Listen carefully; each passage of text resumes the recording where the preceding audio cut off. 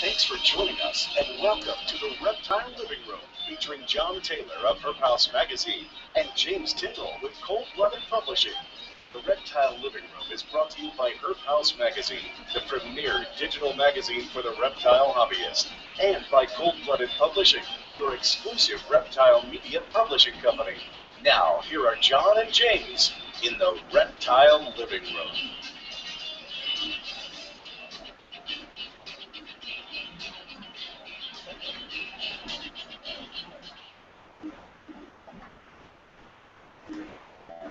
Good evening. Welcome to another broadcast of the Reptile Living Room. We're the only independently produced and distributed live reptile broadcast available today. Each week we bring you a specific panel of herpetoculture and herpetological respondents to discuss the various aspects of our community and current events impacting and affecting herpetoculture and herpetology. Reptile Living Room also brings modern-day technology to our community through an interactive platform. Interact with our host, guests, and other like-minded individuals on the Reptile Living Room YouTube channel live during the show. I am, of course, your host, John F. Taylor of Reptile Apartment Group, and would like to introduce my co-host, James Tyndall of Tremendous Tricolors over there. How you doing, James? And there's Chad, our executive producer. There he is, right there. Joining James in Florida this week. How you gentlemen doing tonight? Pretty good, man. It's been hot all week, that's for sure. Yeah, I think you said Chad had a farmer's tan or something like that from going out herping for 3 hours. Yeah, it was quite the trip though, John. It was like 98 degrees, 110% humidity, and the sweat was just pouring off and the kids. Oh man. And it was spiders galore. I mean, it really? It's all we saw was spiders, spiders, spiders everywhere. Big ones.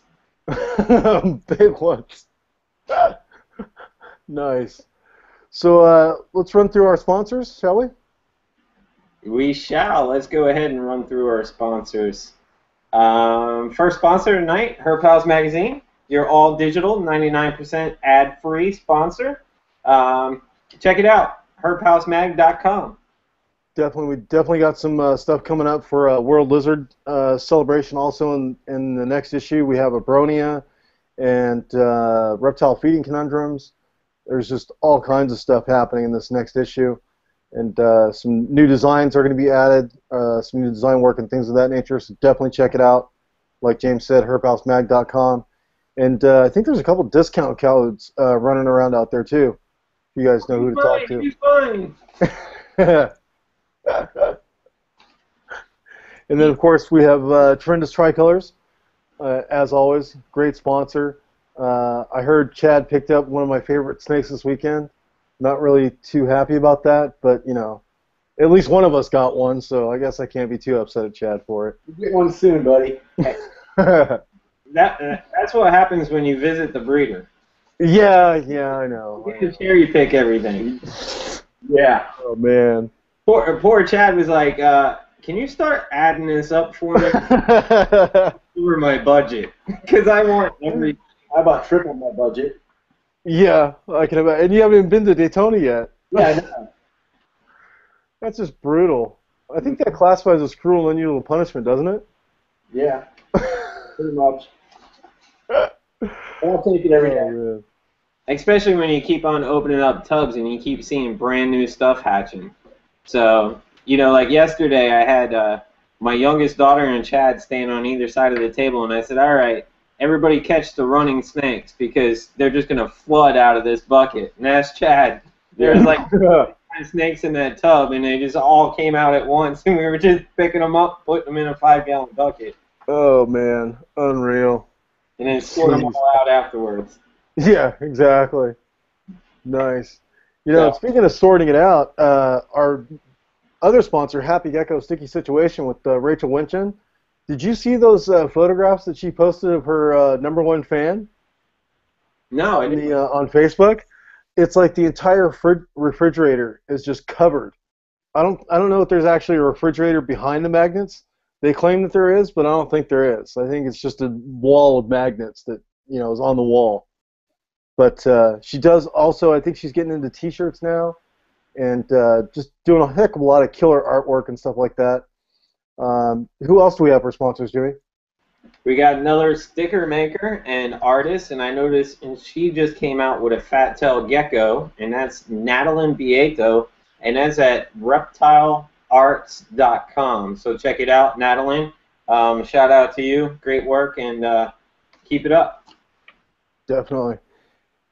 And then we have also Reptiles Express, your #1 shipping for anything reptilian related. They do shipping even into Canada, as you've heard on our guest show from David Swine Geckos over there at the Gecko Nation.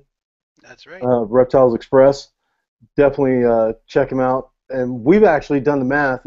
Actually, James did the math, and we figured out that even with the competitors' 40% off coupons, on most things shipped through Reptiles Express, you actually save money, even with the competitors' 40% off coupon. So that goes to show you something. Absolutely.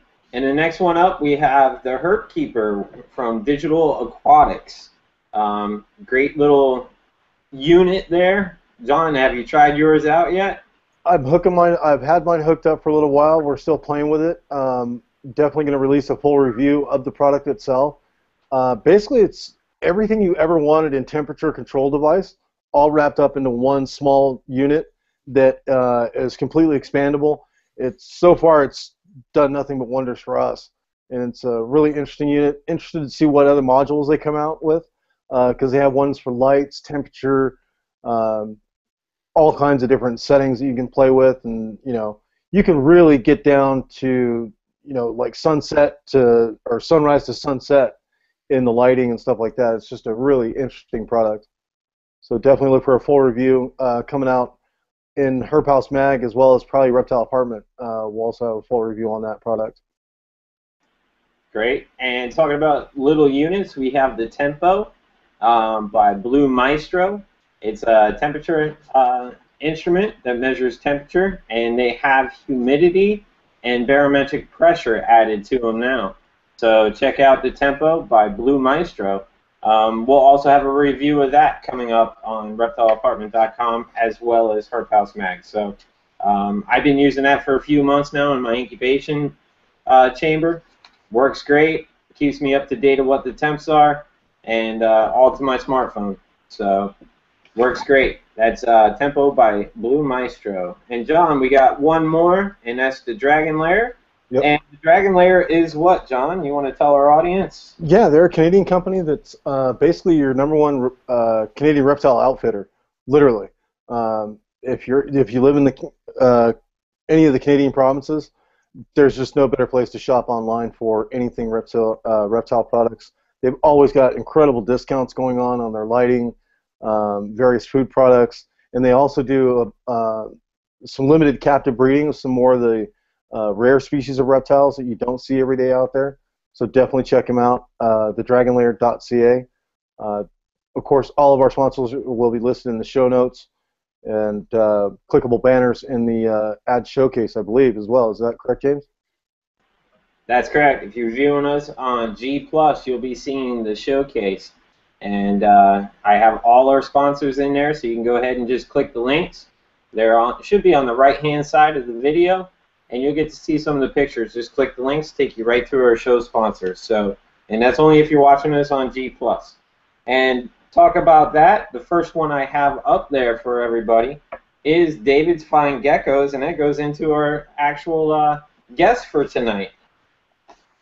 So let's introduce them, because this is World Lizard Day, and World Lizard Day, we are covering a lizard, leopard geckos. It's everything leopard geckos tonight. So David is from David's Fine Geckos. He creates some really unusual leopard geckos and really cool ones. You can check out David on Facebook. He also has a radio show as well called Gecko Nation Radio. So that's on Blog Talk Radio. So that's on Sunday night. So make sure if you're free Sunday night. And David, correct me, it's 8 o'clock Sunday nights? Yep, 8 o'clock Eastern, yep. So 8 o'clock Eastern, check him out, Blog Talk Radio. And let's welcome David to the show. David, how are you doing tonight? Doing great, James. Thank you very much, John and Chad, for having me tonight. It actually feels good not to be on the spot as the host. I'm a lot more relaxed. It's definitely a different feeling altogether. Welcome to the show, David. Good to have you on, man. And Thank you. I just got to compliment you on some of those geckos you've been posting lately. You, it's been a really long time since I've ever kept leopard geckos. Because most of my stuff back in the States when I was there was just rescues and stuff like that. Man, and I've been to, Canadian shows and U.S. shows, and I've seen a ton of leopard geckos.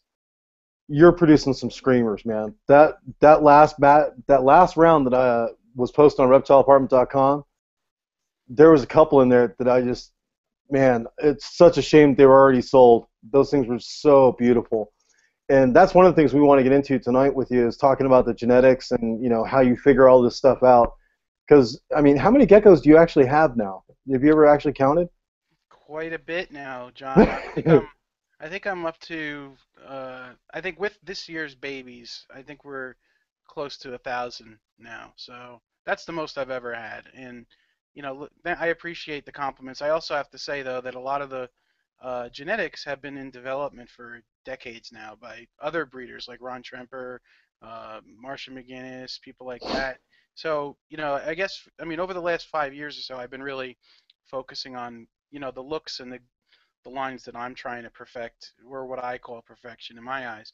And so, yeah, I mean, it's an ongoing process. The way they look this year, they're going to probably look even better next year. We just continually, as breeders, that's what we do. We try to continually improve with selective breeding. So. Right. Now, speaking of breeding, how did you begin breeding reptiles in the first place? Well, breeding reptiles kind of, when I first started as a kid, I'm 38. When I was a kid, at 8 years old, I got my first lizards and hermit crabs and such. And back then, herpetoculture was kind of like just starting out, and we were, just trying to keep stuff alive. And we kind of had like stamp collections of reptiles. We had one of everything. Nowadays, it's more about breeding. So over the last 5 years, I just really took a serious interest in leopard geckos because of all the different colors and patterns we have available. And I said, well, these are one of the easiest lizard species to breed. I might as well give it a shot. And when I do something, I do it 100%. And that's basically what I did. I set out to breed the best possible leopard geckos that I could afford. And if you put the time and energy into it and do everything, the best that you can, you're going to see some incredible results. And I think I'm off to some really good projects here. Yeah, definitely. From the stuff that I've seen, man, I don't see that stuff anywhere else, either online or offline. Like I said, I've been to a ton of reptile shows and stuff like that. So was this one of the first species that you actually kept as far as reptiles, or? Actually, the first species were green anoles and curly tail lizards. And from there, I did go on to garter snakes and then eventually leopard geckos. I first bred leopard geckos when I was about 15 years old, I believe it was. 15 or 16. And we just had normals back then, of course. They were pretty normals, though. People were getting some color on them. They had some nice purplish lavender tones in them and nice yellow, high yellow, of course. But yeah, the leopard geckos were the first lizards I ever bred. So. Very cool. And it's interesting. You said you kept the anoles as well. Yeah, anoles were my first lizard. Nice. James, didn't you just do an article on the green anoles for Reptile Apartment? I did. Just the basic green anole, talking Yep. about the new subspecies and of green anoles and how it was, how it was named, and so it was a short little piece, probably about 900 words, but that was published probably Monday. Since we've been doing everything Reptile Apartment wise for World Lizard Day, everything's been lizards for Reptile Apartment. So. Yeah, tonight, as a matter of fact, speaking of World Lizard Day and the other lizards that we're talking about, our executive producer over there, big hat tip to him for tonight's premiere article on chameleons. He came up with the title over there. James and I were talking back and forth about the chameleon article and how to title it and whatnot. And Chad was over there promoting the show and whatnot, and he just leans over He says, "Hey, what about Catch the Rainbow?" And you could have heard a pin drop, or Taste the Rainbow, sorry. And you could have heard a pin drop. I mean, both James and I are just like, "What the heck, dude? You're like the Silent Bob over there. You don't say anything, and then you just come in and just like, bam, there it is." So anyway, thanks again, Chad. That was awesome, man. I appreciate that. And back to you, David. Why do you keep reptiles versus, like rabbits or, mice or, stuff? What happened to the cute and cuddly stuff? Oh, I have the cute and cuddly stuff. I have my little Chihuahua sitting right over here. Oh, Um, nice. yeah, no, the cute and cuddly stuff is cool too. I think, um, I've thought about it long and hard about what is so appealing about reptiles, and I believe that it's a shame more people haven't discovered them as pets because there's something about reptiles that they're so interesting that they almost don't seem real. Like when I look at my geckos and snakes and I see all these different colors on, even on the stuff James is producing, these crazy coolibrids and stuff, and milk snakes. To me, they kind of look like they're not alive, like they're mechanical. They're like little pieces of candy in a lot of cases. Like my little geckos hatch out and they're like bubblegum pink, and they look like something that you could eat and it would taste really good, right? Yeah, But exactly. they don't seem like I'm trying to describe it the best I can, but to me it's like, you know, there's something very, very different and special about reptiles. And to narrow it down with the leopard gecko, in my opinion, is the perfect reptile pet. And that's just my opinion. I could appreciate other people's feelings about snakes and ball pythons and whatever they like, Sure. but to me, leopard geckos, you can buy a really impressive leopard gecko project, get a few animals, and within a year, you're breeding those geckos, and then you're going to see the results of your efforts within a year usually, and then you're off the very next season. You're off onto the next step, and it's like very fast paced. So anybody that's got ADD out there and wants to breed something real quick and see your results, leopard geckos are the way to go. Nice. Definitely. That Yeah. that brings up a good topic, David, because a lot of people are seeing herpetoculture take a, and it's always been this way, and I'm sure James will comment on this, as far as the get rich quick thing.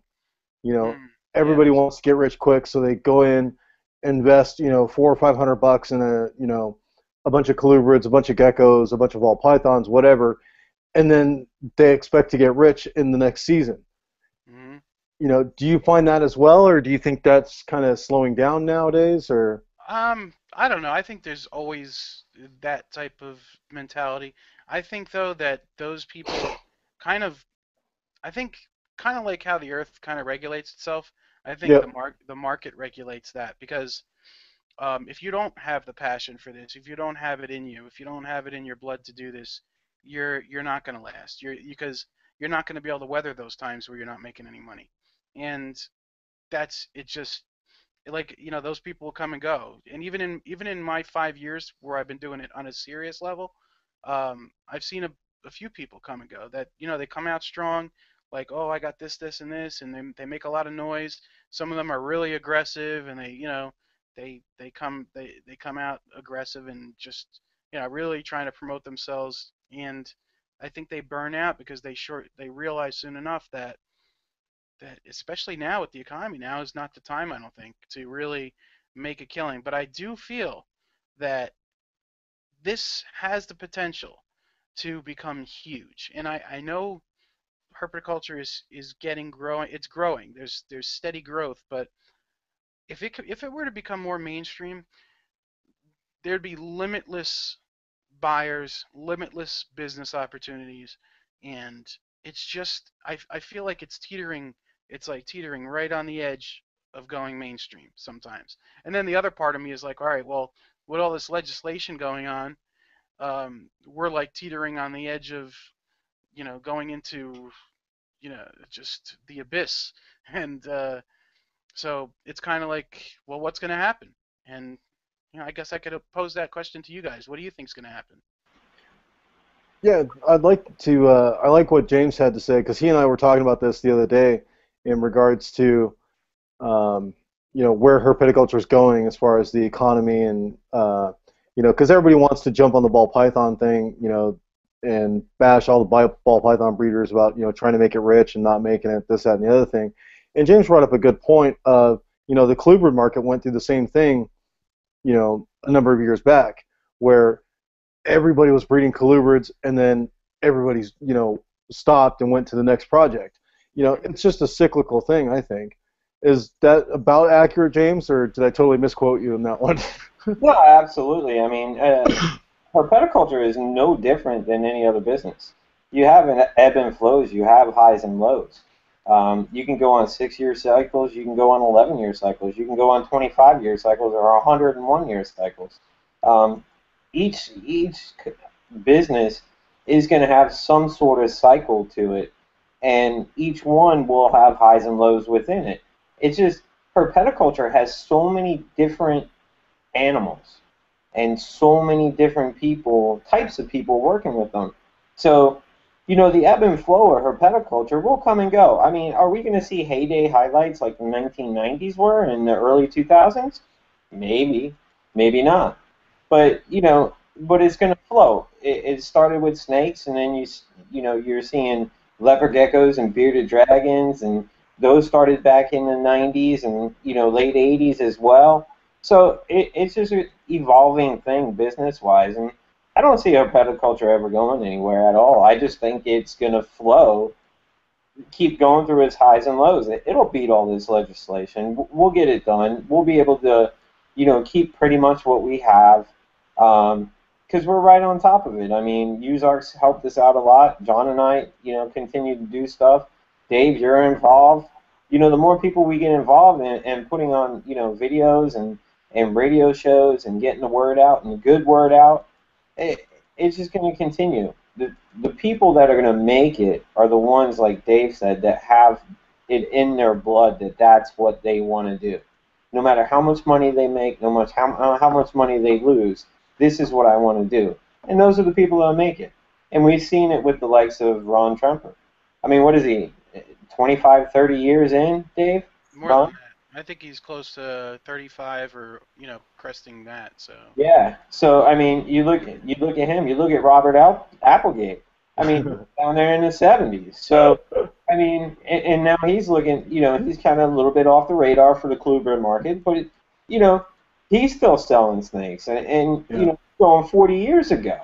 So, not everybody's going to make it the whole 40 years. You're going to have those individuals, and what it is those individuals are the ones that's going to say, well, I broke even this year. Next year I lost money.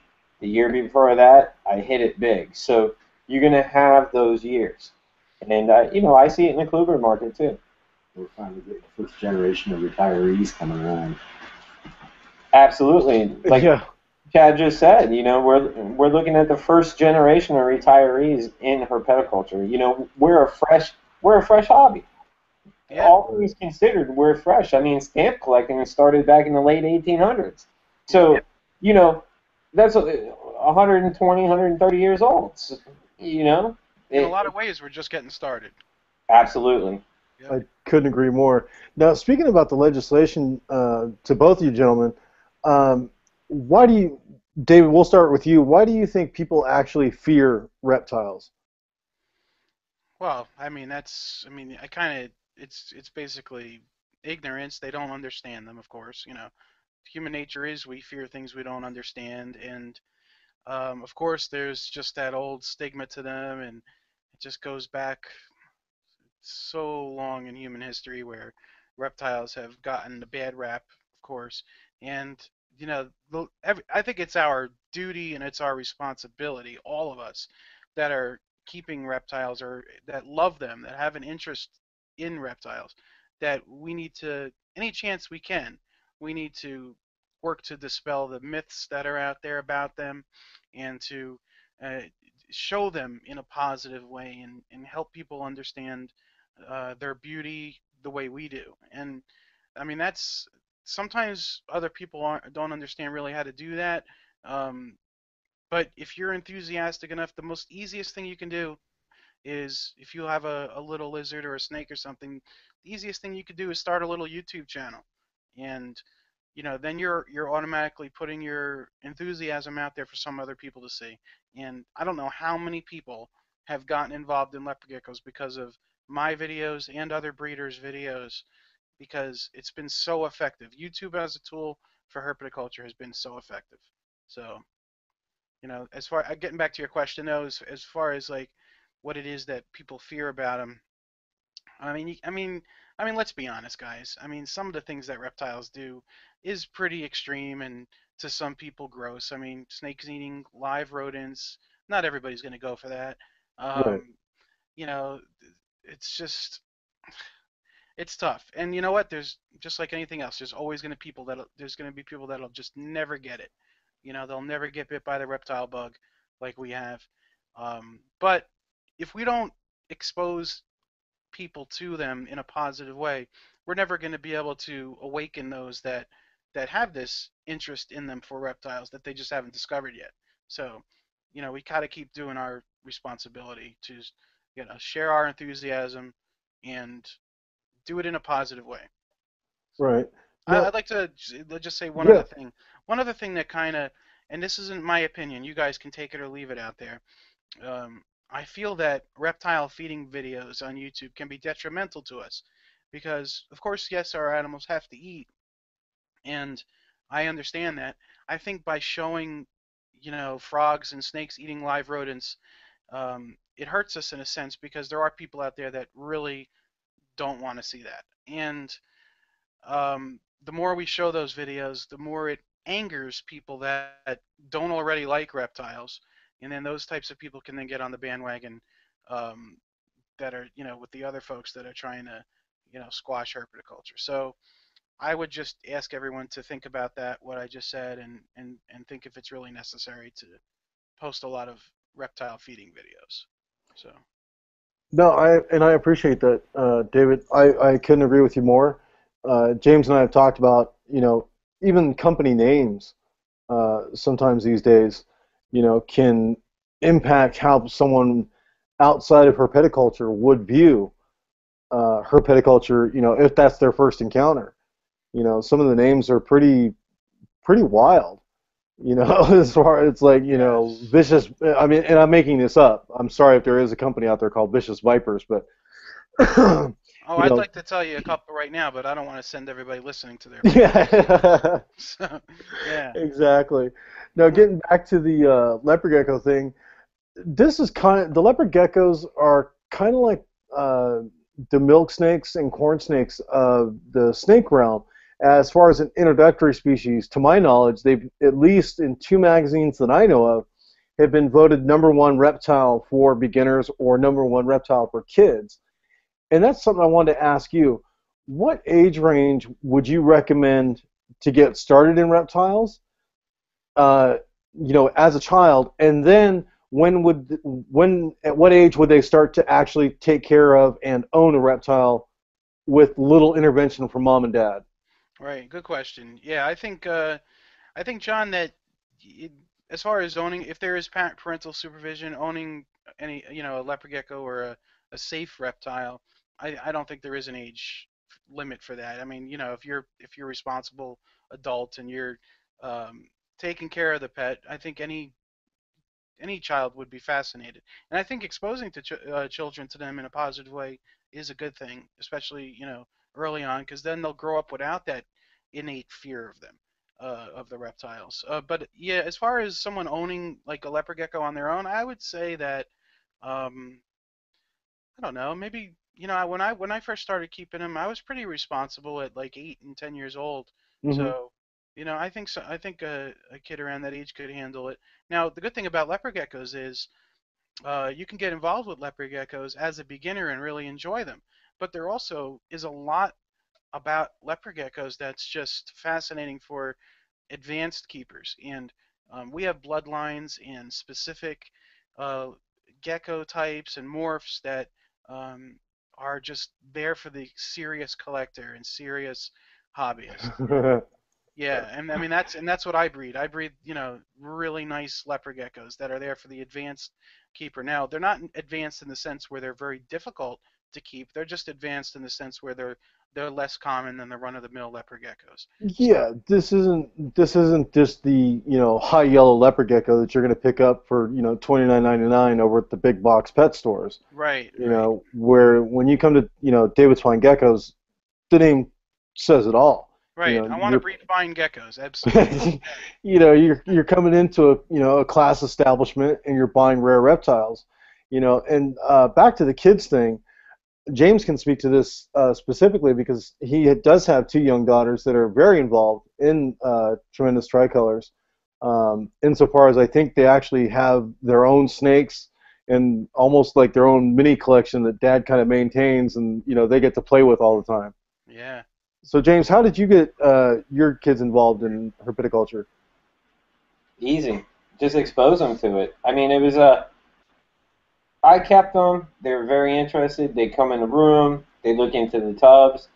I guess my youngest, and Chad could probably attest, because we were out here just setting up babies for 4 or 5 hours last night. Yeah. But my youngest, she started probably about 5 or 6 years old, and she would help me separate babies. And that's all she would do. She would reach in the bucket. She'd hand me the next. I'd sex it. I'd put it away. Boom, it was done. And then she got involved into wanting to feed them. So that was her job. Every Saturday morning when I went in and spot cleaned or fed the collection, her job was to open up all the babies and put the pinkies on the towels inside the tubs.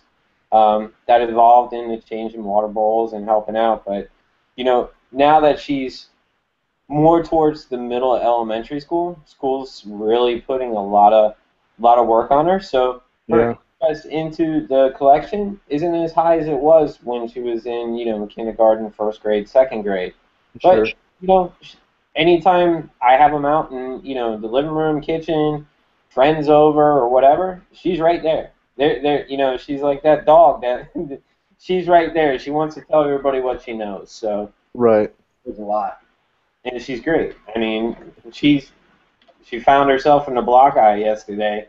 And, oh my gosh. And she named it Marvin, and that's all she wrote. So now she's got another pet. But awesome. And my oldest daughter, I mean, she likes tortoises and turtles.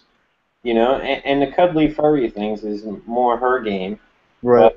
But, she's just not big into snakes. But, to each their own. Yeah, for sure. And Chad, your son's into reptiles big time with you too. Oh, absolutely. He loves it. He likes going out and doing. He's not too big on the care of them. I got to do most of that, but he likes going out. And when I do presentations to schools, he's right there with me. I don't care. He'll be real shy one-on-one, even with his grandparents or any adult. But when he's in a group of kids that are older than him, he's got no problem telling them to shut up and pay attention and teaching about reptiles. That's awesome, man. And David, back over to you now. As far as the leopard geckos are concerned, one of the things that really got my attention regarding the leopard geckos when I first got into herpetoculture was living in an apartment setting and being able to keep reptiles. Mm-hmm. I obviously couldn't keep a 20-foot Burmese python in a 2-bedroom apartment.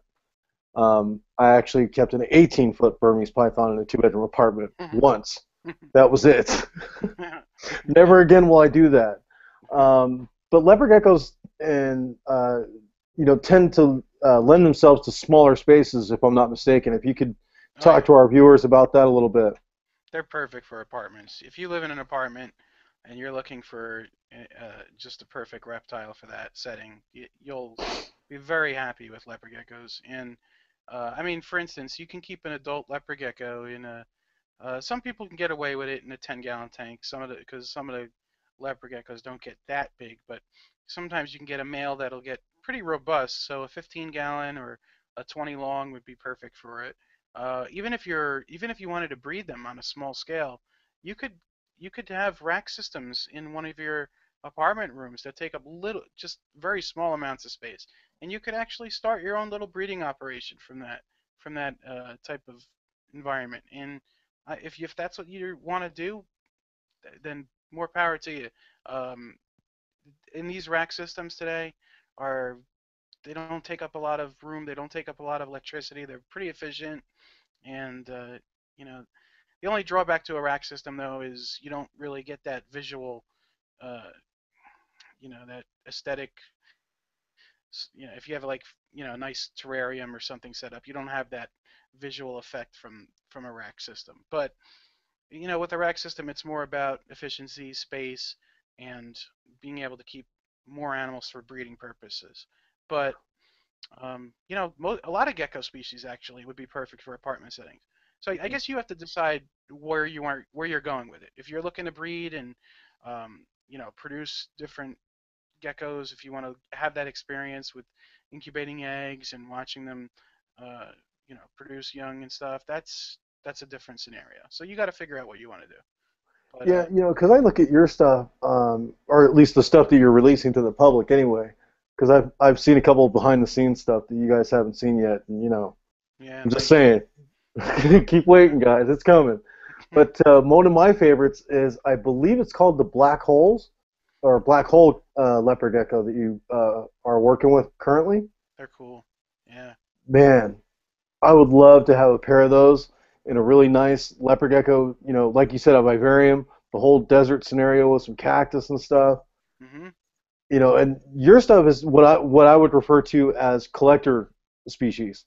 Yeah. This isn't something you just, buy, throw in a 10-gallon and, call it good. This is something you set up that this is what you bring the neighbors over to see. Is this really cool gecko that I got in this really cool vivarium, and this is where I got it, and, the whole 9 yards. Yep. And now, as far as setting them up, take us through a leopard gecko setup, if you will. Okay. Well, it's really simple, and I guess I'll describe the typical um, fish tank style setup. And for those of you out there, people that are thinking about starting out with leopard geckos, I would encourage you to try not to buy from that big chain pet store, the $15 gecko, as your first pet. Only reason why, a lot of those geckos will make great pets, but if you can save up a little bit of money to buy a quality gecko from a good breeder, you're going to have a much better experience. You're going to have the less likelihood of the animal being sick and needing veterinary care, and you're going to get a much prettier gecko right from the beginning. And it's going to be guaranteed healthy. Most of us respectable breeders go out of our way to make sure your first experience owning leopard geckos is a good one. You don't always get that guarantee from a pet store. So that being said, once you acquire your animal, well, actually before you acquire the animal, I encourage everybody to at least buy a book on leopard geckos so you can read about the care requirements ahead of time and know what you're doing. Because to do it under the gun, either right the day you're going to go buy that tank and everything, and then you're scrambling online messaging me and other breeders, what do I need for this, Dave? And if I'm busy, I'm not going to get back to you. If you have that book, you're going to know what to do. And I'll give a quick plug here for Ron Tremper's book, Leopard Geckos: The Next Generation. And he also has an app called Leopard Gecko Care. At least get that book and get that app, folks, so you know what you need ahead of time. Then I would suggest if you're first starting out, get yourself a 10-gallon tank, a 15-gallon tank. Don't buy sand. Pet store is going to try to sell you sand. Sand is not a good idea with leopard geckos. It can cause impaction. It can get in their eyes. It can cause a bunch of different issues. And people will say, well, they live in the desert. Well, not really. They live in rocky outcroppings and stuff. It's not technically not full desert sand that they're living on. They're actually more living in rock crevices and stuff. So they're not burying themselves in sand. So that being said, I would use as a substrate. The best thing actually is paper towel. It's clean. It's just perfect. It just does what it needs to do. It's not the most aesthetically pleasing substrate, but if you're going for something that's going to make your terrarium look really cool, then I would suggest either getting. Um, I like linoleum. You can go to Home Depot and get some remnants or scrap pieces of linoleum that kind of look like rocks. They have some really pretty ones that look like marble and stuff like that. You can get a nice piece, cut it to the size of your tank, and you're good to go. Another thing you're definitely going to need is a heat pad. You want to keep one side of that tank at around 90 degrees, and that's going to be important. A lot of times you can buy that heat pad at the pet store, but you want to try to get a better one. And ultratherm heat mats are really good, but you also want to have them on a thermostat in a lot of cases because a thermostat will regulate that temperature properly. When you're using electrical products, folks, don't skimp on that. Make sure you're using the best, the high quality electrical stuff because you want to have that peace of mind. And other than that, they really don't need lighting because they are nocturnal. So any kind of light source on top doesn't need to emit heat. It would be more for your viewing pleasure. Something fluorescent perhaps you guys can use, or even LED now.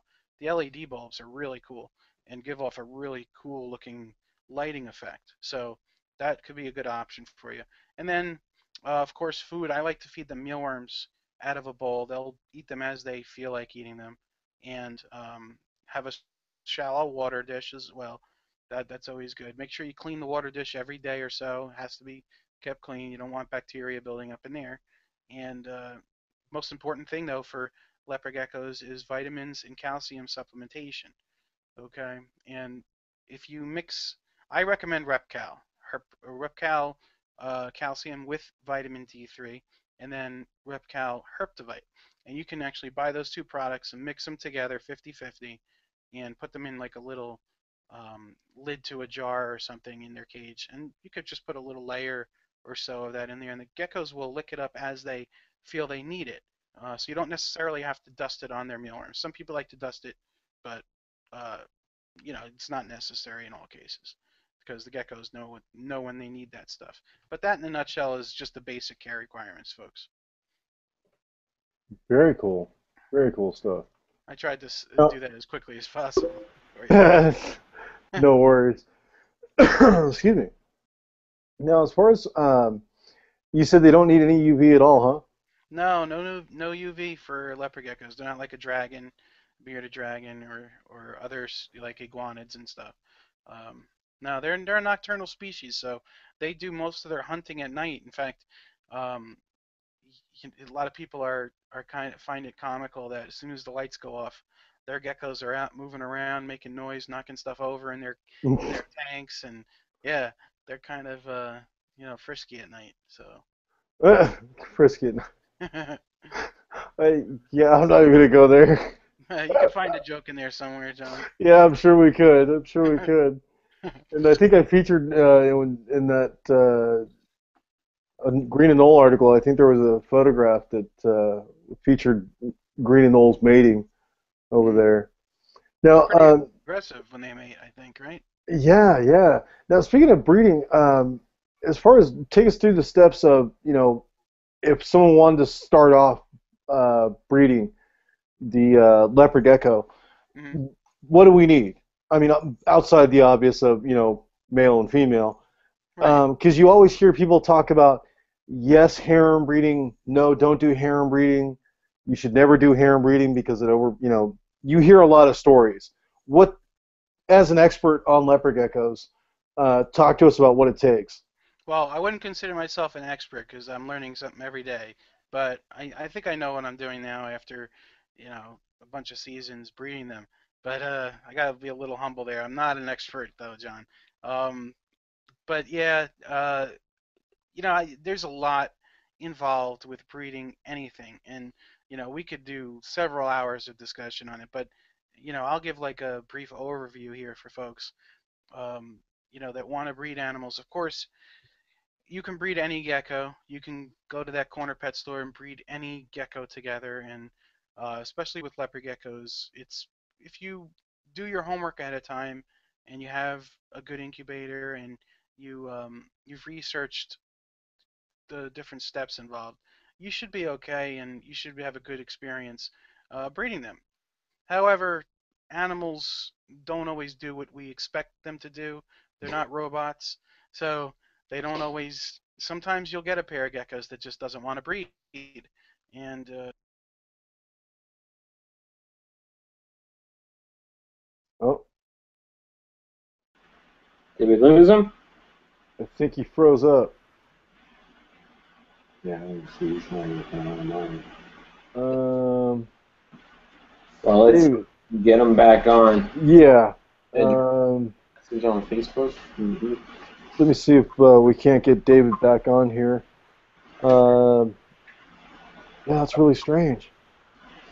Yeah, he like died. Anyway, so let's get into while we see if we can get David back on. Let's go ahead and So as far as World Lizard Day, Jimmy, since we're on, talking about lizards and stuff like that, what are some of the lizards that you've kept over the years? actually my first lizard was a leopard gecko. That was Was my it really? yeah. I bred leopard geckos probably at 17. I only bred them for about a year. I had just a single pair, male and female. Mm-hmm. I went from those, and then I kind of got into day geckos, bearded dragons, and pictus geckos. So those were pretty much the only geckos I actually got into. But I did keep Schneider skinks and fire skinks for a while as well. Oh, So, very cool. I had a little bit of wide range. I was kind of playing around with everything in herpetoculture at that time, which a lot of us do. When we first get in, we always were like, wow, we like this, and we like that, and we like this. So I was playing around with a lot of lizard species, and along with snake species, before I kind of settled into my little Lamprepeltis triangulum or Lamprepeltis realm. What about you, John? I know you keep your mastics because you wrote the book on it, but what else did you keep lizard-wise?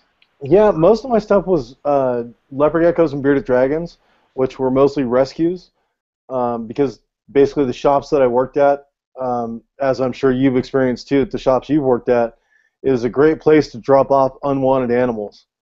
So of course, we couldn't resell these ones to the public because we had no idea where they came from, any of the, health background. We had nothing to go on. So always went to, whatever employee had room to keep them at their house. And I lived in a 2-bedroom apartment. So, oh, I think we got David back. Possibly. We're working on it. I see him coming through. I feel like Willy Wonka. Can you guys hear me? There he is. All right. I don't All know what right, happened. sir. It just totally booted me. Sorry Oh, about no that. worries. It Yeah, happens. we were talking. I'll just pick up where I left off if you want. Yeah, that'd be awesome. Thank you. Okay. Yeah, we were talking about breeding and stuff. Folks, number one, buy a book and read it. Okay, very important. Buy a book on leopard geckos. You're not Whoa, going to whoa, learn. whoa, whoa, whoa, whoa, whoa. Did you just say buy a book? Yes, I Why would did. I want to do that? Why? I know there's a lot of people saying, why would I want to do that? Exactly. You know what? Because in the book, it's going to have like a breeder like Ron Tremper's experience and real knowledge. I mean, you're going to find a lot of information online, folks, that may or may not be right, right or correct. There it is. There you go, Ron. That's his first book. That book's worth about $500 right there. Yeah. So, yeah, keep that in good shape, John. Oh yeah, I do. Trust me. This is on my nobody touched this shelf bookshelf. Good, good. And but anyway, once you definitely feel confident in what you're doing and you have the right equipment, my suggestion is to invest in the best genetics that you can find. And most people, when they first decide they want to breed leopard geckos, are probably just going to breed normal leopard geckos that they got at the big chain pet store, and that's fine. But don't expect to be able to sell those geckos for anything more than $10 or $15. If you're looking to, at some point, you're not going to be able to keep all of your offspring. So this kind of herpetoculture breeding reptiles kind of forces you to almost become a little business. And once you get into that spot, you're into marketing, you're into advertising, you're into all different areas of just business that you never normally were. Perhaps maybe you work for somebody else and you don't know anything about business. But marketing your offspring is very difficult if if you can't prove where those genetics came from, or if they aren't from a good lineage. And so I suggest, folks, do your research on who's got the best geckos that you can afford, and invest in the best that you can. And you know what? A lot of us breeders have been working really hard to make these lines as bulletproof as we can, so that you're not going to get a gecko that needs to go to the vet all the time. The chances of it getting sick are going to be greatly diminished. We selectively breed our animals now. We always pick the strongest and go from there, and we keep breeding the strongest together. So it's kind of like, I know some people relate it to eugenics in a lot of ways, but it's like anything else, though. You like dog breeds and horse breeds. You have thoroughbreds, and you have really, top lineage animals. That's what we do. We try to make amazing animals. And folks, you're going to want to do that too. And you're going to want to make the best geckos you can. And with leopard geckos, they do it for you. They're so easy that they make that first experience breeding reptiles very easy. And in fact, a lot of people that breed a lot of really exotic geckos and exotic reptiles had their start with leopard geckos. And even though leopard geckos are great for beginners, like I said earlier, you can, as an advanced hobbyist, the genetics that we have and the genetic chess game, as I like to call it, is so intricate and so interesting that it captivates the attention of people that aren't just beginners. It's people that are advanced in the hobby, because when you have this palette of different colors and patterns to work with, the sky's the limit. I mean, we have hundreds of combos now, but we are still in our infancy, and there's so much more that we can do. And folks, you can have your own vision on what you want to produce, and you can go out there and investigate.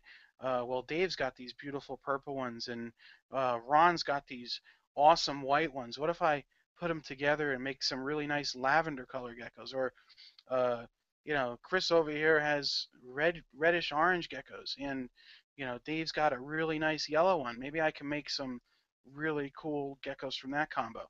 And you guys can design your own projects. So there's a lot of that going on in the community. There's a lot of people coming coming forward with new projects that they've been developing, and new looks. And every once in a while, somebody gets lucky and hatches out a new morph too. And you never know, that could be you. And God knows, if you hit on some exciting new morph, it could be worth a lot of money. You never know. So. Hey, David, I was listening to Gecko Nation Radio when you had Ron Tremper on. You guys were discussing a really cool piece in there about lineage and naming the lineage. And can you tell our audience what it takes to actually name a specific lineage your own, and how you guys really discuss that? Because it's not as simple as I bought gecko from David, I bought gecko from Ron, I bred them, so these offspring are now mine. Right. And these are the Tintle line, and it's not as simple as that. Can you explain, what goes on with that? Right. And folks, if you want to hear that actual conversation, it was just a couple weeks back on Gecko Nation Radio. But I don't remember the exact details of the conversation, and there's like a big gray area with this topic. The bottom line, folks, it's James. You said it kind of eloquently there. If you buy a gecko from me and Ron, and you put them together, and next year you're calling them a completely new morph or a new line, number one, nobody's going to take you seriously. Number two, it's not the right thing to do. Number three, it takes years to develop something, and in order to give it its own name, it's really got to deserve that name. It's really got to stand alone. It's got to be different enough than other lines that it deserves a new title. Okay, and that's it in a nutshell. But there are a lot of people that are coming out with these new things, and everybody's like, well, what's that? And nobody's ever heard of it. But you know what? As soon as they see them, they're forgotten the next day anyway, because there isn't anything significantly different about them than something else. So you know what? The community kind of regulates that too. Like the real new projects or exciting things that deserve that title, it'll stick. Like for instance, let me see which one I can give you an example of. Well, in my own experience, okay, Mm-hmm. I would never be so bold as to name one of my lines and put it out there and say this is a new whatever, and because I'm just careful about it. But what I do have are projects, and I do have groups of geckos here that look different than other ones, subtle enough that I put on the tub, this is my whatever project, and that's for my own records. So if you call it a project and you say this is my, you know, yellow hornet project, for instance, if you're producing bright yellow geckos, um, it's kind of like the safe way to do it because you're not calling it a new morph, you're just giving it a project title. And what happened with me is I have these really nice Bell albinos that I've been working on, and I've discovered that one of my males produces a unique jungle appearance. And his name, I named him Van Gogh because he's got this Van Gogh pattern on his back. So people kind of, when I started selling them, I said this is from my male Van Gogh, and so people kind of said these are Van Gogh bells, and it kind of stuck a little bit, and people call them Van Gogh bells now. And I didn't actually go out and name them that. It kind of just evolved that way. But they're cool enough where they're kind of deserving of a little gimmick, so to speak. And I don't know, it's easy to distinguish, you know, Van Gogh bells sometimes because they look pretty cool. Um, so there's a lot more to it though, folks. And I don't know. I would listen to what Ron said. Ron said it pretty good on the episode. He had some good insight in it because people have been doing this for years. He's seen it a million times. So, Absolutely. right. And that's great information too, and that goes across all boards, not only leopard geckos, but it goes across the colubrid boards too as well. You guys And see that a lot in colubrids? yeah, we do because you have people that spent many many years refining a line, and we'll take, you know, uh, Abbott corns, Yeah. and you just can't buy two Abbotts, breed them together, and call them such and such. It just doesn't happen. You have to go back lineage. I know in breeding colubrids, David, we do a lot of lineage back and forth. Do you find that you trace your lineages all the way to the original and keep those records and then pass those records on so we know, really can follow where these animals were staged and came from years ago and what group of original animals or what breeder it actually came from? Do you Oh find my it God. in Yes. leopard gecko world too? Yes, I think that's very important. I save all my receipts for stuff that I got from Ron Tremper and Marsha McGinnis and other people. Some people don't give receipts. Some breeders that have really nice stuff just don't, give receipts. And are you guys there? Can you hear me? Yeah, we can. Okay. Yeah, we got you. Okay. Some people don't give receipts, and it can be a little difficult to keep track of, and that's where like knowing the gecko game, as I call it, comes in handy because there is a lot of history of breeders that are no longer on the scene that that if you're going to take this seriously, you're going to want to know and research. And we talk a lot about that stuff on Gecko Nation Radio. And so that resource is there for you. In fact, if you were to listen to every episode of Gecko Nation Radio, read Ron Tremper's book, you would have a good grasp on keeping and breeding leopard geckos and the morphs and the genetics right now. We've really gone out of our way to create, I guess, I don't know what you would call it, like an archive of just information that's essential to this. So take advantage of it. It's free and it's out there for you guys. You can find the old episodes on iTunes, and Steve and I, my news anchor, and he's also the person that does all the technical stuff. We're going to be putting together audio CDs and MP3 CDs too in the future that you guys can buy and keep these shows because I believe in the future they will be sought after because the history of leopard geckos is fascinating if you're interested in it. If you're not interested in it, it'll be like listening to another language, I guess. But if you're trying to discover these little secrets and this information, we're uncovering it every show. So yeah. Now, how do you decide, speaking of the morphs again, how do you decide what to breed when it comes to morphs? I mean, what's David's Fine Gecko's selection process in a nutshell? It's what yeah. Without obviously going into too much detail, because we don't Well, want to give away the farm. well, no, there's nothing to give away really though, John. It's basically I breed what I like, and um, I breed what I like, and it's basically I just got lucky that a lot of things that I like, other people like.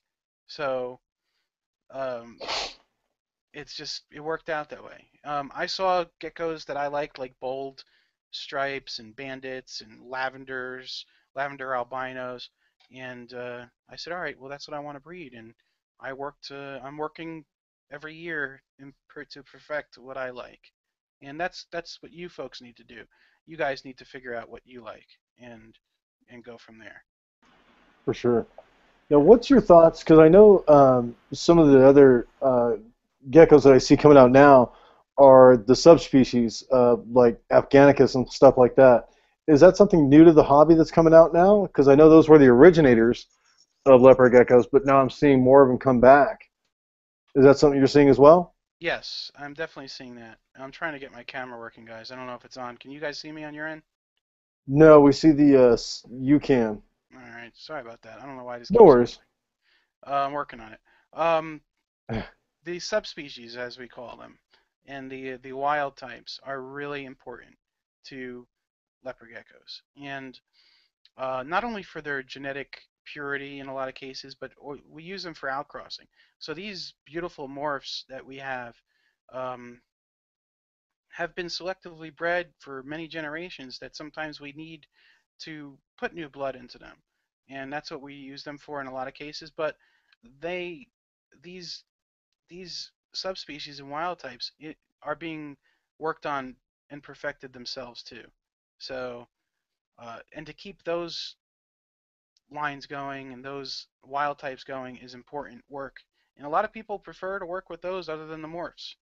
So, um, it's basically, I don't know, it's just another avenue, another exciting part of leopard geckos that we have available to us. So, For sure. yeah. So, James, you guys still awake over there? I've been doing all the talking. Sorry. Every time I click my mic, because I don't have headphones on, you already have a question in hand. I actually was going to ask David, and I wrote it down on the paper here. I was actually going to ask David about the locality leopard geckos or the natural no morph leopard geckos, and if they are as popular as some of the morphs. And I know breeding colubrids nowadays, king snakes, milk snakes, stuff like that. Locality is a lot of. It's important. Yes. It's very important to us. Yep. And it kind of, we don't really look at the morphs now in the colubrid market as heavy as we did years ago. Do you find leopard geckos doing kind of the same thing where the morphs are getting pushed to the side and people are looking for the more naturalistic forms, or? No, I don't think they're getting pushed to the side at all. I think what's happening is we just have another addiction, another type of gecko that we need to add to our collection. you know. So now the other question I have, David, is what's your feelings on the mixing of subspecies? Well, I don't see any people actually mixing subspecies. I think people are keeping the different subspecies pure for the most part. I'm sure it'd be interesting to mix an Afghanicus with a Montanus and see what would happen, but at that point it's just a mutt leopard gecko. It's nothing. It's not like a new morph or anything. And I don't, in my opinion, I don't think it would have much dollar value. But as far as mixing the subspecies into some of the morph lines that we have, I think that's beneficial in a sense because we're producing some really cool stuff. Like John Scarborough at Gecko Reptiles is producing some interesting tangerines that are mixed with Afghanicus, and they've got beautiful reddish orange and black, bold black markings in some cases. So in that sense, it's definitely interesting, and I would think it's something that people should definitely do and see what happens. But we shouldn't lose those pure wild types either. And there's a lot of people that are very responsible and very dedicated to keeping them pure. So we're no jeopardy of losing them. That's for sure. So you're basically okay if you take the morphs and mix it into the subspecies to create different colors, different patterns, different stuff like that. But you still want people to be able to keep the pure bloodlines. And James, I'm very open-minded, and I can appreciate both. And I definitely understand the purity aspects, and I can definitely understand the mixing benefits too. So, yeah. okay, I just kind of wanted to see where your stance was on there. So it really doesn't bother you one way or the other. It's pretty much to personal responsibility on what that individual breeder likes to do. Yeah, pretty much. But like I said, it's very important that to know that we have people that would never do that, never mix them, because we never want to lose them. We need people to be stewards to those types of um, wild types and localities, and make sure that they don't become polluted or diluted. So. Right. Now, and I'm not. I just have one more question on this because this is a huge controversial thing for us colubrid breeders, and I hate to go back to it, and is the mixing of the wild types. Years ago, all the morphs drew all the money, and I would imagine that leopard gecko is pretty much the same way. The prettier the morph, the more money it is. The rarer the morph, the more money it is. And colubrids were the same way. The natural animal, no morphs attached, no amel, no mutant genes. They all went to $5, $10, $15 snakes. Do you see that happening with the natural leopard geckos as well? Are they the cheaper end of the snake, or cheaper end of the leopard geckos?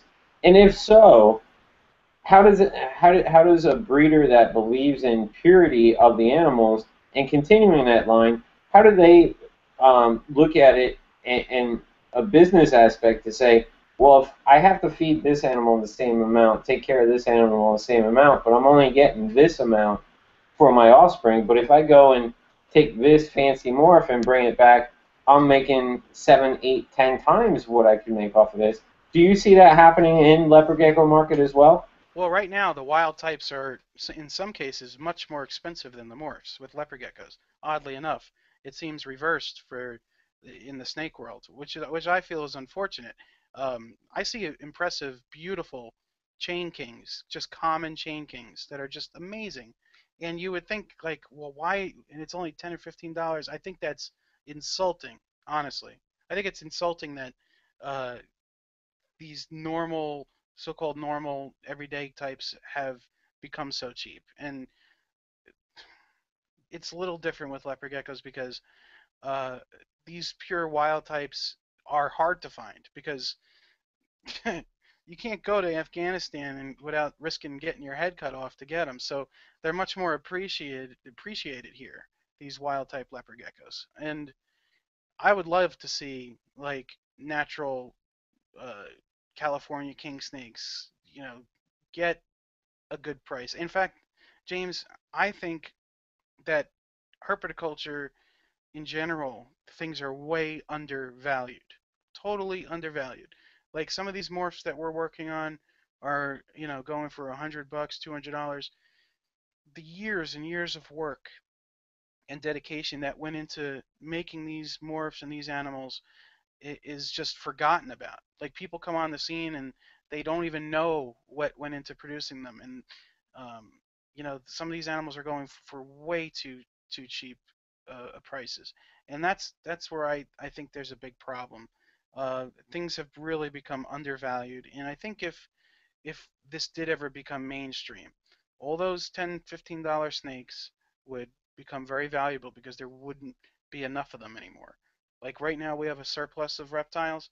We wouldn't if this was mainstream. If everybody out there, if every breeder out there did their due diligence to get more people that aren't even interested in reptiles involved in herpetoculture right now, we would double, triple, quadruple, exponentially grow this to the point where we wouldn't have enough animals to supply everybody. And I think reptiles would then command the prices they deserve all around.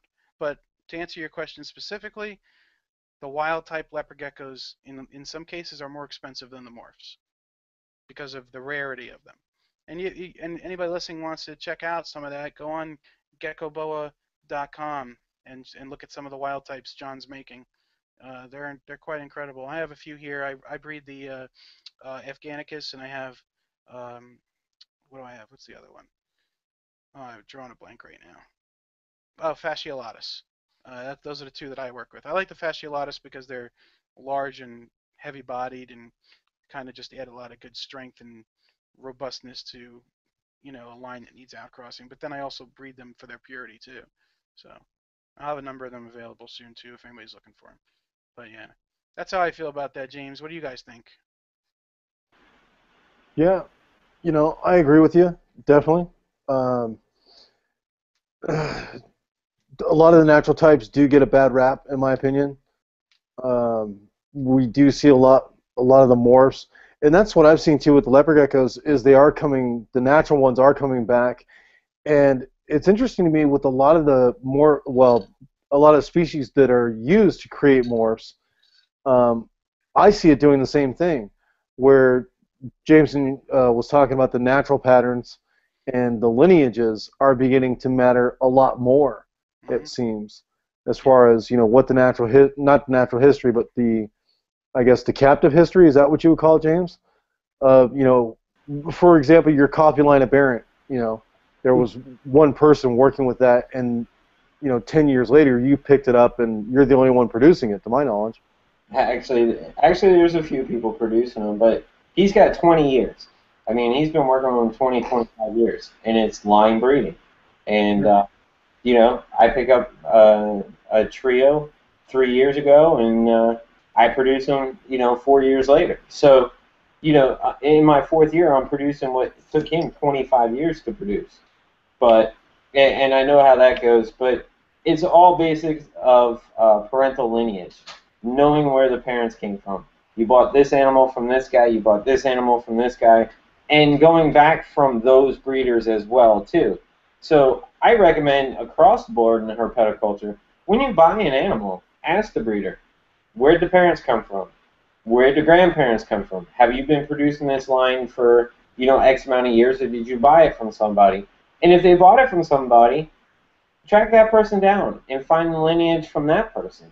I mean, there's snakes in my collection that I bought, off a table at a show, and I wound up tracing it all the way back to the 1970s. So, I can trace the parental lineage of that animal, 30, 40 years back.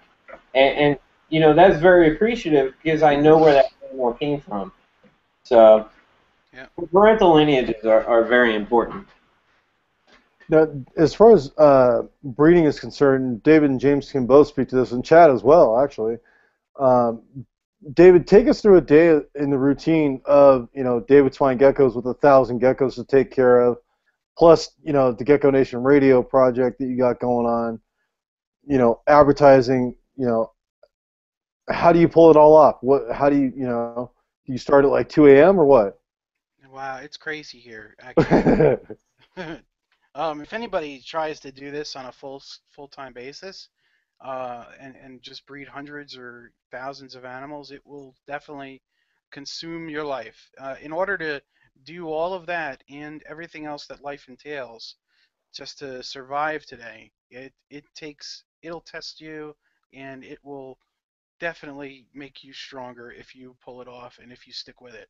If you are the type that kind of just, I don't know, that can't handle it, or maybe you come upon times where you just can't afford to do it, you won't last. I mean, it takes endurance and stamina. I'll tell you. And when I start, I'll just tell you what I do. When I start in the morning, I get up around 11 o'clock in the morning, sometimes earlier. but I am up till 4 o'clock in the morning working. Okay, because I get a few hours of sleep and that's it. I got to get back up. I got to feed. I got to clean. I got to go online. I got people asking me questions all day long. I have, to schedule things for the radio show, and it's, I don't know. It's really, but I would, you know what? I'm not complaining about it. It's just what I do. And you know what? It consumes so much of my day that I don't have time to worry about things. I don't have time to, um, you know, I don't know what the words for it is. Like if you're bored and you don't have anything to do, they say that's the devil's workshop, and you start people get like depressed and stuff or whatever. This Yeah. keeps this keeps me so busy that I don't have time for any of that usually. I just Yeah. I gotta feed these geckos. I gotta make sure I gotta collect eggs today. I gotta do that. And normally any spare time I have, I'm building rack systems to keep up with the flow of what I'm doing because I'm in like a growth period here. Like I'm kind of transitioning to the next level. So I can't, in order to keep going, I have to constantly build a new rack every week or so, and it's tough, man. But like I said, I'm having the time of my life right now. Now, David, do you work another job as well as the geckos, or are you just full-time geckos right at the moment? Right now, the other job that I work is I'm a sales rep and consultant for Flexwatt Heat Tape. I work for Calorique. Um, as you guys know, Flexwatt is the safest, most energy efficient, and most advanced heat tape out there. I got a couple imitation knockoff brands out there. Watch out for those guys. Make sure you're buying the USA Flexwatt. It's the inventor of heat tape. So yeah, I'm very honored to represent a product that helped grow this industry. And we definitely wouldn't be here without Flexwatt today, the way we are. And got some really exciting things coming up for Flexwatt. And one thing that's coming soon is a Flexwatt YouTube channel. So I'm going to be able to launch that within the next couple of weeks. So stay tuned, folks. But for the product itself, there's some really cool things coming through from Calorique with Flexwatt. So that's going to be cool to announce. But other than that, James, right now it's the geckos, it's Flexwatt, and some side things with rentals that I do. But I was a full-time private investigator, and I was working for a big company, and they got bought out by a European company and wound up laying off a lot of the original employees because they wanted to bring new people in and train them their way. They didn't like the way we were trained by the old owner. It was interesting. So they laid off a lot of the guys, and I stuck it out the longest. I was one of the last ones to be laid off. But when they finally laid me off, I decided, all right, if I could go back to work and do insurance fraud investigation, or I can try to pursue, my dream, and that's what I did, and I set out to do it 150%. Great, and we commend you for that too. I mean, that's a huge jump. Being an entrepreneur, John knows it. Being an entrepreneur. I mean, Yeah, it's hard, but it's you good. work It's 7 days fun. a week, 24 hours a day. There's not a single day that you have off. And, Right. and in this day and age with technology, it's even harder because you Yes. can't go anywhere without being contacted from somebody or something. But you know what, James? The flip side to that, I'll get hit up in the morning at 2 o'clock by somebody that sees a gecko that I have for sale, and they'll be like, "Dave, is this one still available?" If I don't respond to that personal message, they're off looking at the next breeder's page. So a lot of my sales occur between 12 a.m. and 4 a.m. in the morning, believe it or not. Is that crazy or what? That's wild. So that's technology helping business too. So Yeah, for sure. yeah. Now, David, as far as just kind of wrapping this up a little bit, what would you say is the most satisfying element of working with geckos on a personal level for you? Hmm. Watching my projects evolve every year and seeing and dreaming about what's going to happen next year, or waiting for that egg to hatch and wondering what's inside of it and what's going to pop out of there. That's the most satisfying for me, actually. Yeah. And of course, everything. I don't know, John. Everything. I love everything about this. I love the radio show. I love what we're doing right now. I love having these conversations with other like-minded people. I love the Facebook group, Gecko Nation. I love everything about the community that we're in. I think it's an amazing time to be involved in herpetoculture. It really is. Yeah, I couldn't agree more. It's definitely evolving every day. Um, James and I see it as well every day. Like you said, it's just constantly evolving and changing and growing. Hmm. Now, what's the hardest part about being successful in herpetoculture, in your opinion? Well, I guess I don't know. I wouldn't say that. I don't want to. I don't know how to put it, but I don't think I'm like totally successful to where I want to be. I think I've had some successes. I'll put it that way. Um, but I think that's a trick question because I think like um, I don't think I'm never happy. I guess where I'm at right now. I just want to keep doing more. Like there's always more. Well, what can I do next to like I started with YouTube, then I went to Facebook and now radio. What else can I do? You know, so For Dave, sure. do you find yourself looking at possibly employing people with David's Fine Geckos? I mean, you stated that you were in a growth uh, atmosphere, the business-wise now, and growing. Do you see yourself coming to a point where you're either going to have to outsource something, stop something, or hire some employees to actually help out with the day-to-day routine of feeding, cleaning, watering, collecting eggs? Do you see yourself anytime in the future having to do that, or have you already? I don't know who I would trust to do that for me. That's gonna do it the way I do it. Um, I have such a eccentric and OCD way of doing things that I think somebody that would last an hour and they quit just because I try to do things like I don't know. I'm just like super neat, organized, and just I don't know. It's kind of like it's hard to describe. You know what? Put it this way: if things are out of place, I get really upset. If things are, um, like disorganized, it bothers me. And to tell you the truth, if I get any bigger, I would need somebody to help me. I really would. But I would rather it be like instead of hiring someone, I would rather ideally team up with another breeder that I could trust, team up with someone that knows this like I know it, and from there grow a little bit. But then part of me, James, is like, well, the bigger you get, the less attention to the animals you get, and then you start becoming a generic breeder.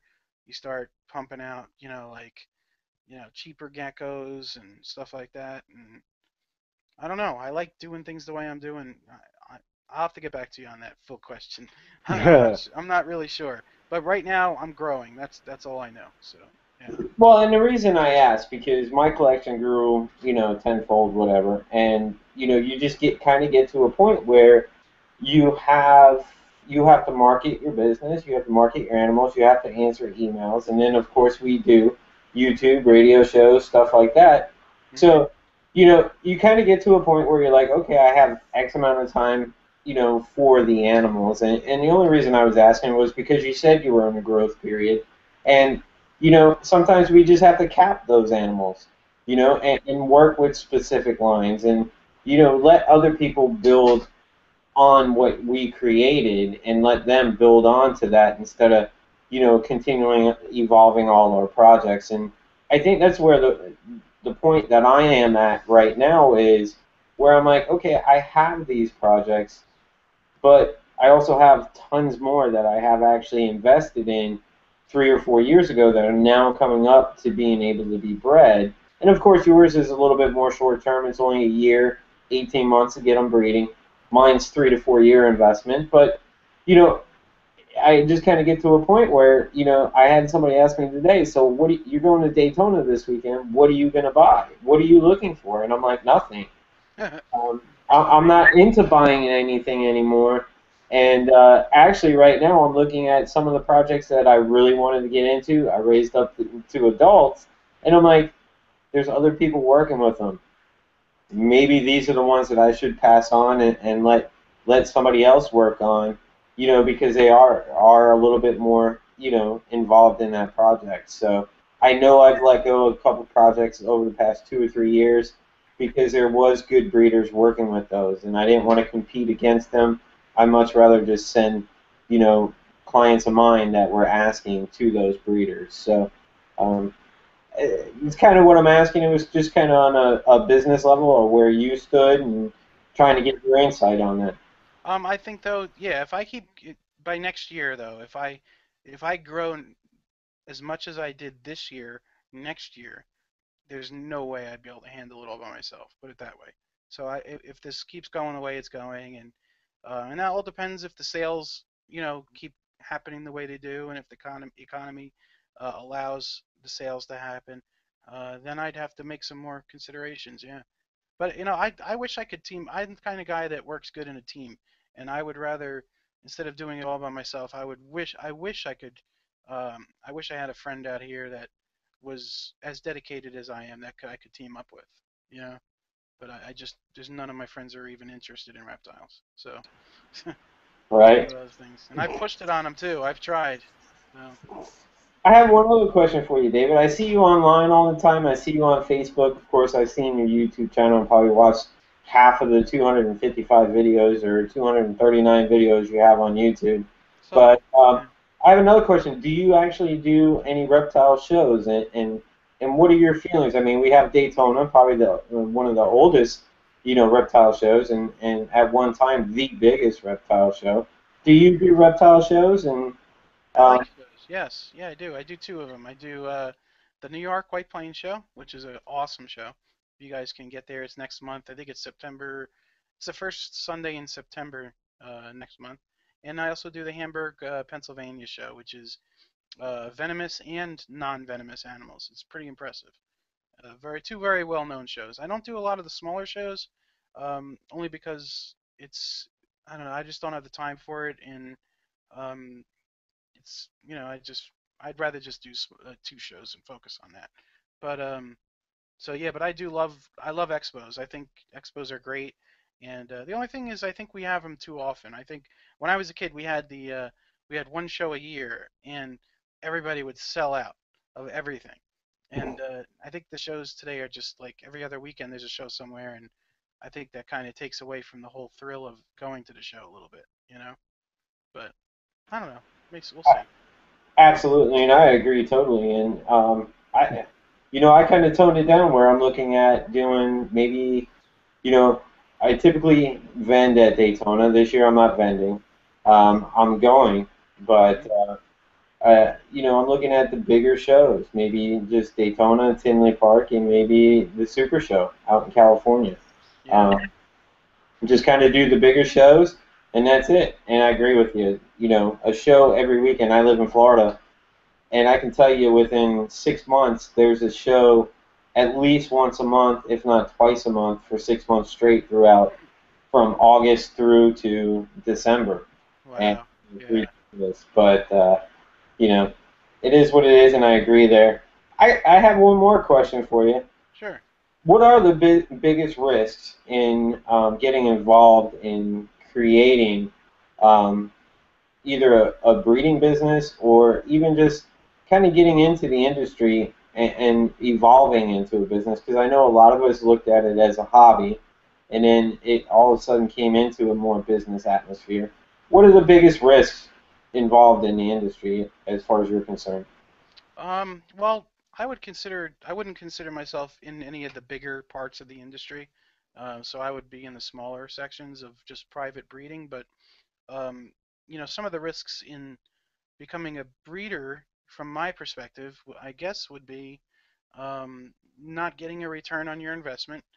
And I think we're all in a way responsible for that. I think the return you get reflects what you put into it, and in a lot of ways, a lot of people come into this and they don't really market themselves. They don't create a brand, and they kind of just what we're seeing right now is we're seeing a lot of people that buy a few geckos and they make a Facebook business, but it's not a real business, and they call themselves ABC Geckos, and they market their geckos to the same group of people, but they're not really trying to expand and grow their brand and advertise and do any of that. So we have the same, some of my, and I think it's great that everybody does this, by the way. I think it's just part of it. You got to start somewhere.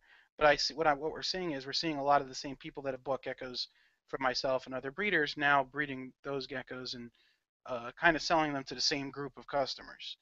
And I think we need to encourage people to expand outside of Facebook and grow their brand, advertise, and get it to the point where they're attracting their own customer base instead of the same customer base that's already in the same area, kind of, so to speak.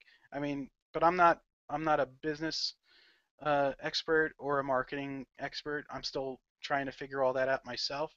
So that's just kind of what I see at this stage of my development. But the risks are, I think it's like anything else. You get out of this what you put into it.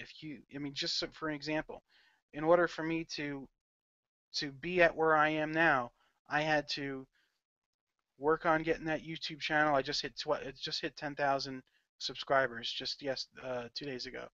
I do a radio show. I run a Facebook group.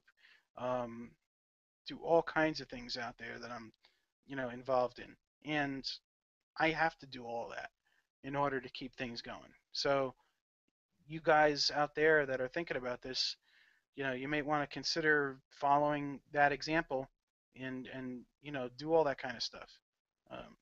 But be creative. Do your own things too, I would think. So. Yeah, no coattail riding. Yeah, everybody's different. So you want to be different. You don't want to be exact. You don't want to copy everything I'm doing. I got enough people trying to copy me. Do things the way, try to be original and do your own thing, and attract attention, and I don't know, just be bold and be brave and do it to the best of your ability. That's what I would say. Right.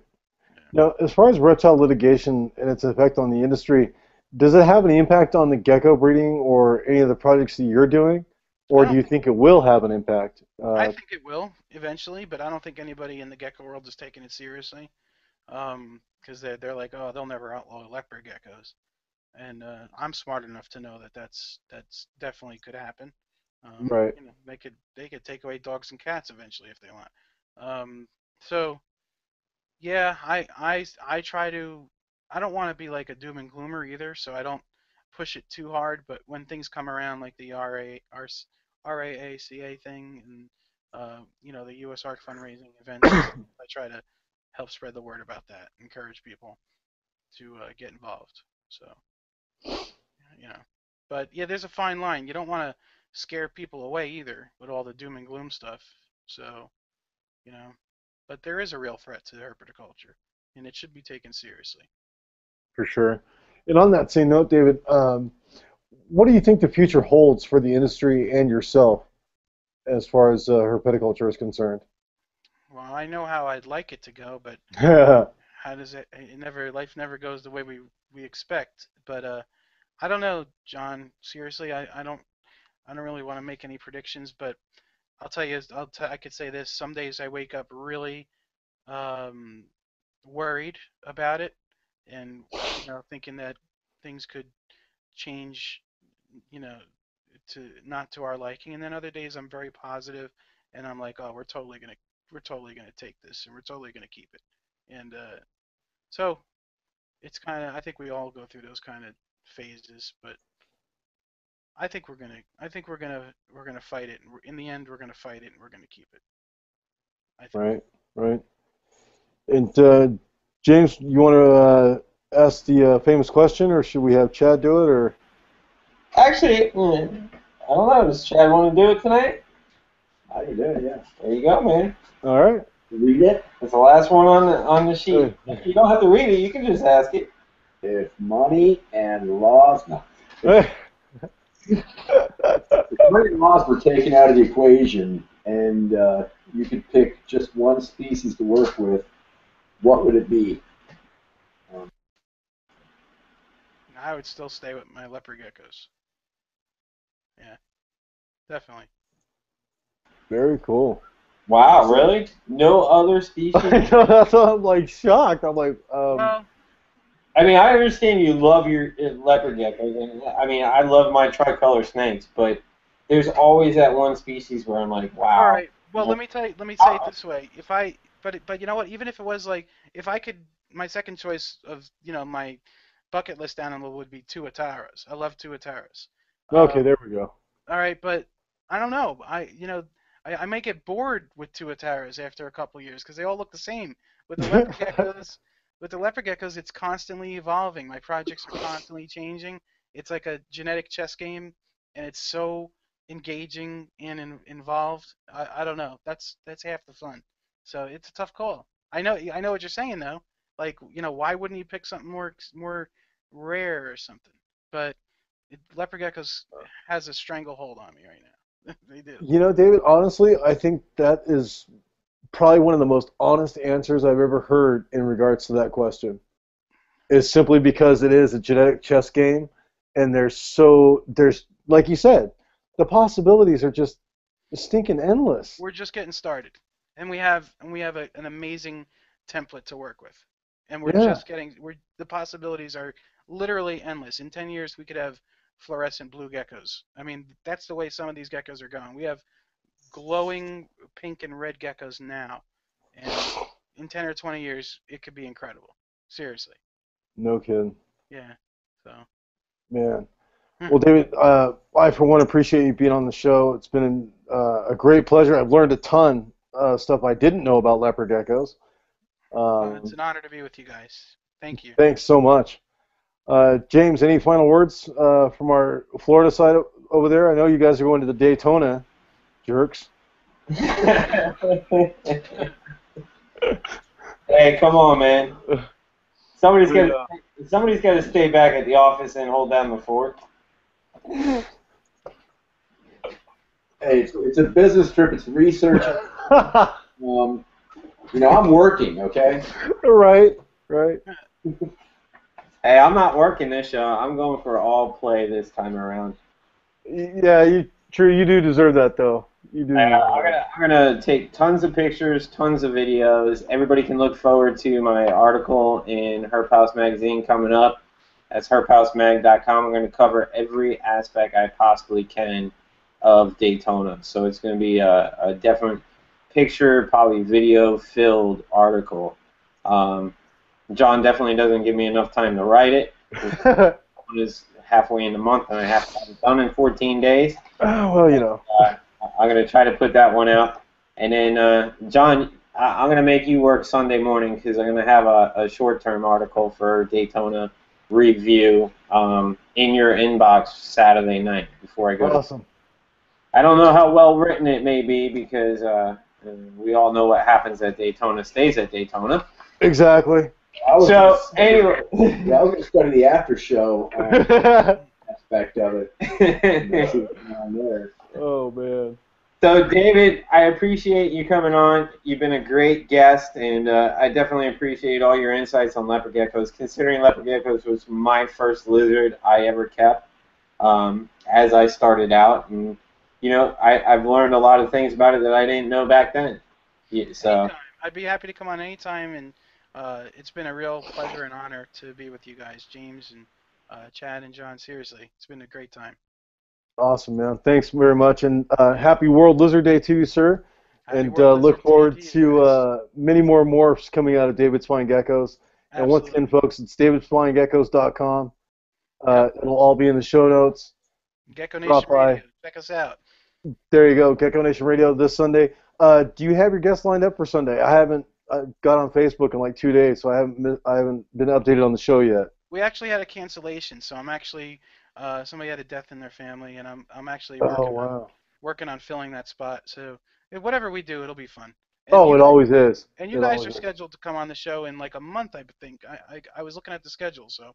Yeah, we are. So we got that to look forward to as well. So. Awesome. Cool. Thanks again, David. Greatly appreciated. All right, guys. Take care. Take care. All right. Take care, everybody. Have a good night. Catch you next week, 9 o'clock.